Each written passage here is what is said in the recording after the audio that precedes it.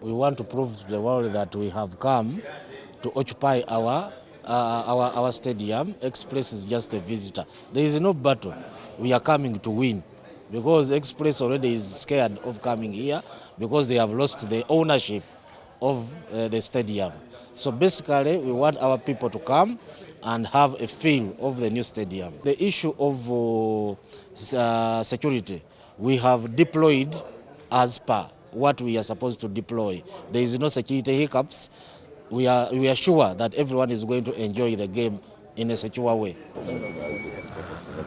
Last season is quite different from this one in that the last season Villa, he had many players.